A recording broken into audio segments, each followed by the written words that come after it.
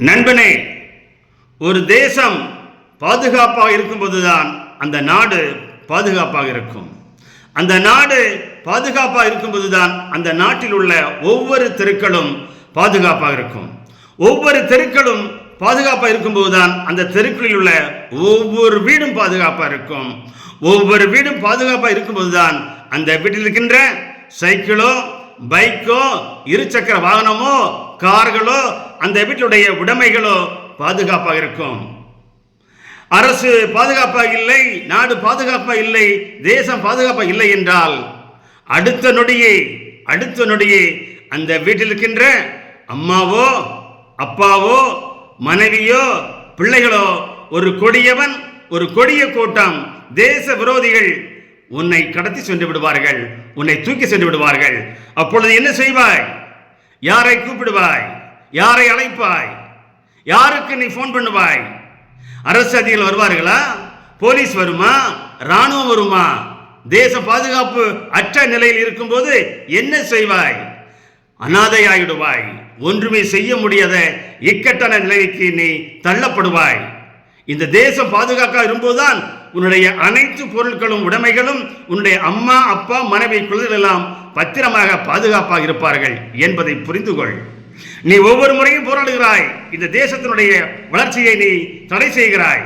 இந்த தேசம் வளர்ந்து கொண்டிருக்கிறது, வெற்றிகளை போட்டுக் கொண்டிருக்கிறது, உலகின் குருவாக மாறிக்கொண்டிருக்கிறது, உலகின் வல்லரசாக மாறிக்கொண்டிருக்கிறது. பொருளாதாரத்தில் வளர்ந்து கொண்டிருக்கின்ற இந்த தேசத்தை நீ தடைத்து விடாதே, குறைத்து விடாதே.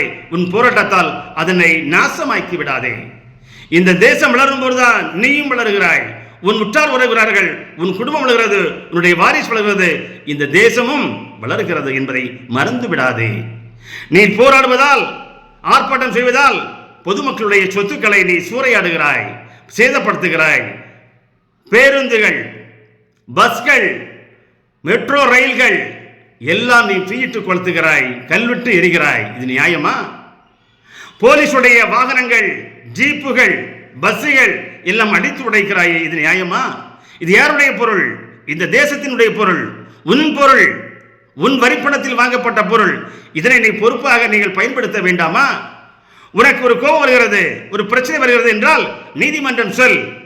5 முறைக்கு வருகின்ற ஒரு தேர்தலில் அந்த தலைவனையோ, அந்த அரசையோ, அந்த ஆட்சியையோ மாற்று. அந்த அரசு செய்கின்ற தவறுகளை பொதுமக்கள் சென்று குறைகளை சுட்டிக்காட்டு, அந்த திட்டங்களை சுட்டிக்காட்டு. இவர்கள் அதை செய்கிறார்கள், இதை செய்கிறார்கள் என்று மக்களிடம் சென்று மக்களின் மனநிலையை மாற்றி அந்த 5 ஆண்டுக்கு ஒரு முறை வருகின்ற தேர்தலில் அந்த ஆட்சியை மாற்று, கட்சியை மாற்று, தலைவரை மாற்று.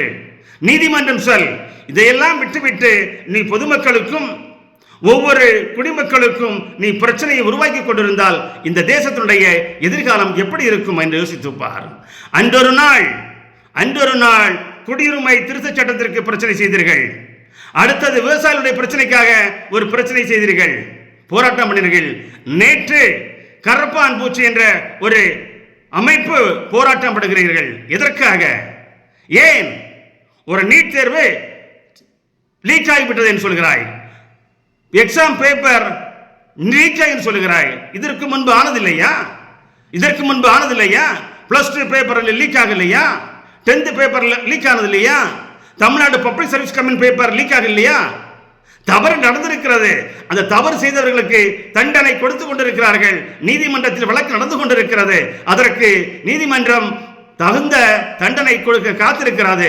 நீ இந்த தேச துரோகிகளை எல்லாம் ஒன்றிணைத்து உனக்கு சில கட்சிகள் எல்லாம் சாப்பாடு போட்டு, உனக்கு புகலிடம் கொடுத்து, உனக்கு பணம் கொடுத்து, வாட்ஸ்அப்பில் பணம் அனுப்பி, குக்கரில் பணம் அனுப்பி, உன்னுடைய தொகையை, உன்னுடைய பணத்தை அதிகப்படுத்தி இந்த தேசத்திற்கு ஏதோ ஒரு வகையில் நீ துரோகம் செய்து கொண்டிருக்கிறாய் என்பதை மறந்து விடாதே. இந்த தேசம் பாதுகாப்பாக இருக்கும்போதுதான் உன்னுடைய ஒவ்வொரு பொருளும், ஒவ்வொரு உடைமைகளும், உன்னுடைய அப்பா, அம்மா, மனைவி, குழந்தைகள் எல்லாம் பாதுகாப்பாக பத்திரமாக இருப்பார் என்றால் இந்த தேசம் முக்கியம். இந்த தேசம் பாதுகாப்பு இருக்க வேண்டும் என்பதை நினைவில் வைத்துக் கொண்டு போராடு. உனக்கு பிடிக்கவில்லை என்றால் தேர்தல் மூலம் 5 ஆண்டுகளுக்கு ஒரு முறை வருகின்ற அந்த தேர்தலில் ஆட்சியை மாற்று, கட்சியை மாற்று, அந்த தலைவனை மாற்று, அல்லது நீதிமன்றம் சொல். நீயே கையில் எடுத்துக்கொண்டால் இந்த தேசத்தினுடைய வளர்ச்சிக்கு நீ தடையாய் இருக்கிறாய் என்பதை மறந்து விடாதே.